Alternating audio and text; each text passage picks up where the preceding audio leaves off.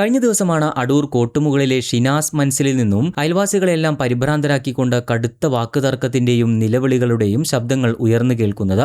എന്തോ വലിയ ദുരന്തം അവിടെ സംഭവിക്കുന്നുണ്ടെന്ന് മനസ്സിലാക്കിയ അയൽവാസികൾ ഉടൻ തന്നെ നഗരസഭാ കൗൺസിലറെ വിവരമറിയിച്ചു. കൗൺസിലർ ഓടിയെത്തി വീടിന്റെ കതകിൽ ആഞ്ഞു കൊട്ടിവിളിച്ചു. ഒടുവിൽ ഭയന്നു വിറച്ചുകൊണ്ട് വാതിൽ തുറന്നത് ഏഴംകുളം സ്വദേശിയായ അരുൺ എന്ന യുവാവായിരുന്നു. അകത്തേക്ക് കയറി നോക്കിയ നാട്ടുകാരും കൗൺസിലറും കണ്ടത് ഞെട്ടിക്കുന്ന ഒരു കാഴ്ചയുമാണ്.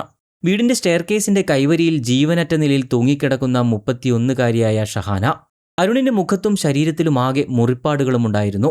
പോരാത്തതിന് വീടിന്റെ തറയിലും കോണിപ്പടികളിലും ചിതറിക്കിടക്കുന്ന രക്തപ്പാടുകളും കണ്ടെത്തി. അതുകൊണ്ട് തന്നെ ബന്ധുക്കളും നാട്ടുകാരുമെല്ലാം ഇതൊരു കൊലപാതകമാണ് എന്ന് തന്നെ ഉറപ്പിച്ചിരുന്നു. എന്നാൽ സംഭവത്തിൽ ഇപ്പോൾ എല്ലാവരെയും ഞെട്ടിച്ചുകൊണ്ട് പോസ്റ്റ്മോർട്ടം റിപ്പോർട്ട് പുറത്തു വന്നിരിക്കുകയാണ്.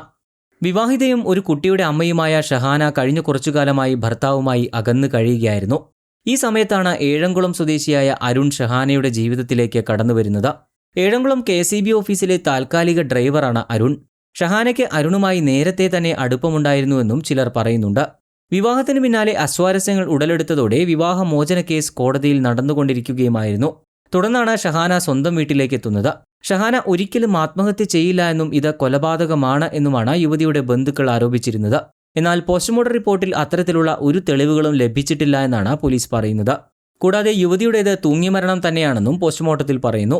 സംഭവത്തിൽ പോലീസിനോട് അരുൺ നൽകിയ മൊഴി ഇങ്ങനെയാണ്. ഷഹാന ഫോണിലെടുത്ത ഒരു ഗ്രൂപ്പ് ഫോട്ടോയുമായി ബന്ധപ്പെട്ട് സംഭവ ദിവസം വലിയ തോതിൽ തർക്കം നടന്നിരുന്നു. ഈ തർക്കം ഇരുവരും തമ്മിലുള്ള വലിയ കയ്യാങ്കളിയിലേക്കും എത്തിയിരുന്നു.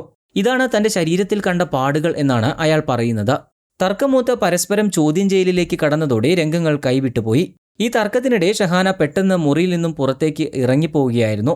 ഏറെ നേരം കഴിഞ്ഞിട്ടും തിരികെ വരാത്തതിനെ തുടർന്ന് അരുൺ പുറത്തിറങ്ങി നോക്കിയപ്പോഴാണ് സ്റ്റെയർകേസിന്റെ കൈവരിയിൽ ഷഹാന തൂങ്ങി നിൽക്കുന്നത് കണ്ടത് എന്നാണ് ഇയാൾ പോലീസിന് മൊഴി നൽകിയിട്ടുള്ളത്.